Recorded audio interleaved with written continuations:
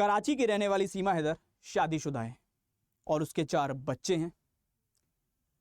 सीमा ने बताया कि वह दक्षिणी पाकिस्तान में खैरपुर में रिंद हजाना गांव की रहने वाली हैं।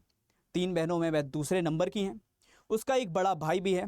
उसने घर पर आने वाले एक ट्यूशन टीचर से 5वीं तक की पढ़ाई की है।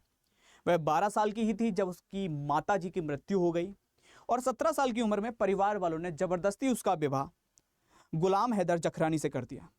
शादी के बाद दोनों कराची चले गए। उसकी बहनें और पिता भी आसपास ही रहने लगे। उनका 2016 में पहला बेटा फरहान और बाद में 3 बेटियां फरवा, फरिया और फराह पैदा हुए। 2019 में गुलाम हैदर काम करने के लिए सऊदी अरब चला गया और वह घर पर अकेली रह गई। उस समय वह अपनी सबसे छोटी बच्ची की देखभाल कर रही थी। यह कहानी शुरू होती है तब।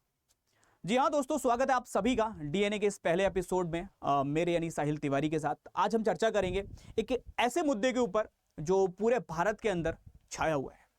एक ऐसी प्रेम कहानी जिसमें कई बार प्रेम कम लेकिन एक आतंकी साजिश ज्यादा नजर आती है।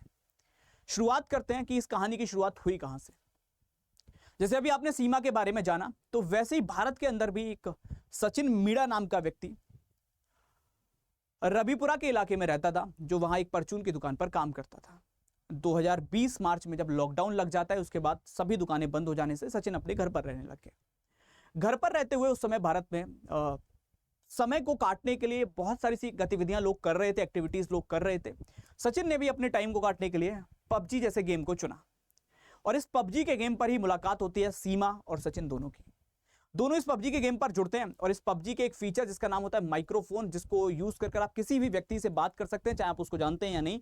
वहीं सीमा और सचिन की दोनों की बात होना स्टार्ट हो जाती है। बात होते होते सितंबर में इन दोनों की बात शुरुआत होती है 2020 के अंदर ही। वहां ये लोग 4-4 घंटे डेली गेम खेला करते थे, एक दूसरे से बात किया करते थे और साथ में वही पबजी के चैट सेक्शन का उपयोग करके एक दूसरे को मैसेजेस भी भेजा करते थे। लेकिन उसी 2020 के दिसंबर के महीने के अंदर सीमा के पिताजी की मृत्यु हो जाती है, जिसके बाद सचिन सीमा से सांत्वना देने के लिए मिलने की बात करता है, जिस पर सीमा कहती है कि यह शायद संभव नहीं है। तो सचिन सीमा को गदर मूवी की कहानी बताता है। गदर मूवी की कहानी में जैसे तारा सिंह अपनी सकीना को लेने के लिए पाकिस्तान चले जाते हैं और सकीना को लेकर आ जाते हैं, सचिन कहता है मैं बिल्कुल वैसा ही करने वाला हूं। तो ये तो काफी कठिनाइयों भरा रास्ता था जिसको सिर्फ बातों में ही कहकर दोनों छोड़ देते हैं। लेकिन 2023 के अंदर सीमा फरवरी में सचिन से मिलने के लिए एक वीजा अप्लाई करती हैं, जिसको ठुकरा दिया जाता है। उसके बाद 8 मार्च को वो दोनों फिर से मिलने की प्लानिंग करते हैं और सचिन 8 मार्च को कश्मीरी गेट से काठमांडू की बस पकड़ते हैं। इस बार दोनों का टारगेट था कि वो दोनों नेपाल में जाकर मिलेंगे। अब जैसे ही सचिन काठमांडू के लिए बस पकड़ते हैं तो वहां सीमा भी फ्लाइट लेकर नेपाल में प्रवेश करती हैं। दोनों वहां जाकर शादी कर लेते हैं। पशुपति नाथ मंदिर में 10 मार्च को दोनों की शादी होती है और वहां वो दोनों लगभग 1 हफ्ते के लिए रुकते हैं। 1 हफ्ते में वो लोग काफी सारे से अपने फोटोज को सोशल मीडिया पर डालते हैं, जहां सीमा हिंदू धर्म को अपना लेती है। हिंदू धर्म को अपनाने का मतलब था कि सीमा अपनी मांग में सिंदूर लगाना, मंगलसूत्र पहनना, वो सारी चीजें कर रही थी जो एक हिंदू नवविवाहित करती है। और वो लोग फोटोज को भी इसलिए सोशल मीडिया पर डाल रहे थे ताकि सबको बाद में ये ना लगे कि इन दोनों की शादी नहीं हुई है। वो बार बार यही प्रतीत करने का प्रयास कर रहे थे कि हमारी शादी हो चुकी है। अब दोनों को एक चीज समझ में आ जाती है कि हमें अगर हमेशा साथ में रहना है तो पूरी प्लानिंग के साथ आना पड़ेगा। तो सीमा लौटकर पाकिस्तान चली जाती है और वहीं सचिन लौटकर भारत आ जाते हैं।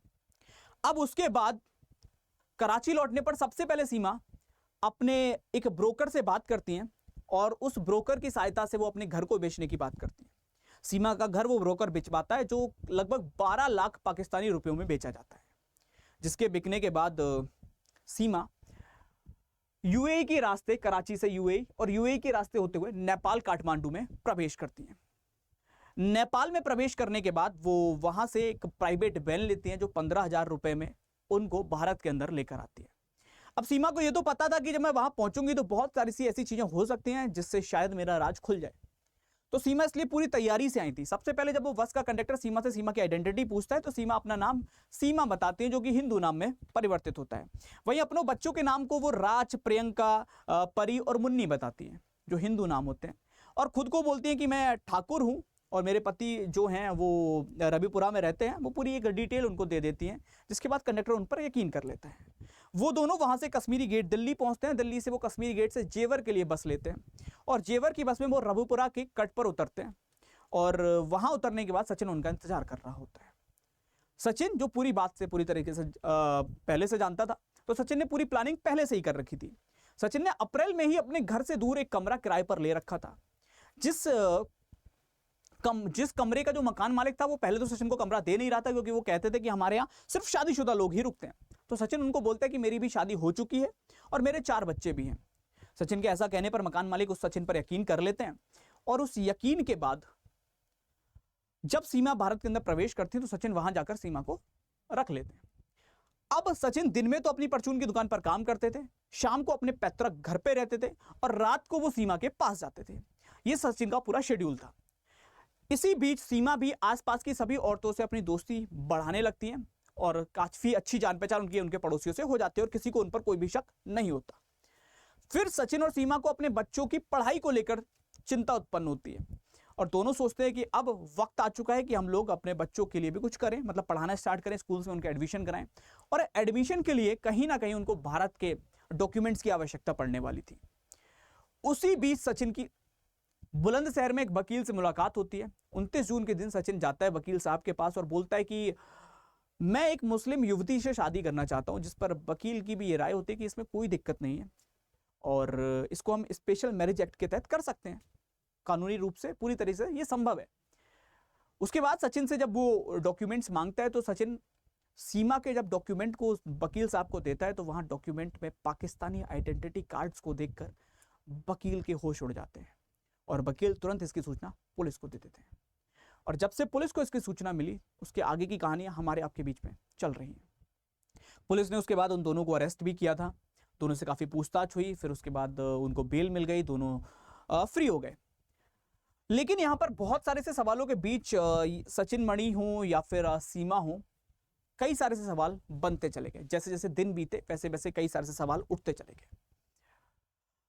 सचिन मीणा की अगर हम बात करें, इनकी भी उम्र बहुत ज्यादा है नहीं, और वहीं सीमा की अगर हम बात करें तो जिस रूट को सीमा ने अपनाया है वो लीगल तो कहीं से भी नहीं है।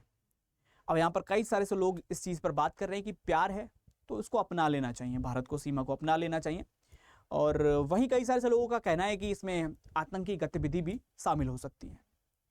पाकिस्तान, जिसके पहले से ही भारत के साथ में संबंध कुछ अच्छे नहीं रहे हैं, हमेशा से पाकिस्तान भारत के ऊपर कुछ ना कुछ आतंकी गतिविधि करने की कोशिश करता रहा है, तो उसको देखते हुए एकदम से इन चीजों पर यकीन कर पाना बहुत मुश्किल है।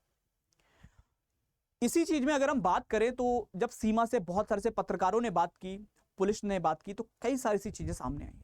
सीमा जिसने बताया कि वो सिर्फ 5वीं क्लास तक पढ़ी है, लेकिन उसकी इंग्लिश जो है वो बहुत ज्यादा फ्लुएंट है, बहुत ज्यादा बेहतर। वही सीमा कंप्यूटर और लैपटॉप को बहुत अच्छी तरीके से ऑपरेट कर पा रही है। आप समझ सकते हैं कि जिस लड़की की शादी 17 साल की उम्र में हो गई हो, जिसने सिर्फ 5वीं क्लास तक पढ़ाई की हो, और लगभग 22-23 साल की उम्र में जिसके 4 बच्चे हो गए हों, वो लड़की अपनी इंग्लिश को ठीक करने का टाइम या अपने कंप्यूटर्स को चलाने का टाइम कैसे निकाल सकती है?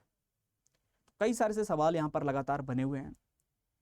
भारत की सुरक्षा का मामला यहां से भी आ जाता है कि भाई एक लड़की है, अगर वो भारत के अंदर दाखिल हो सकती है इस मैप के थ्रू, इस रोड मैप के थ्रू, तो कोई और भी भारत के अंदर शामिल हो सकता है, जो किसी भी एंगल से भारत की सुरक्षा को लेकर एक बहुत बड़ा सवाल बनता है।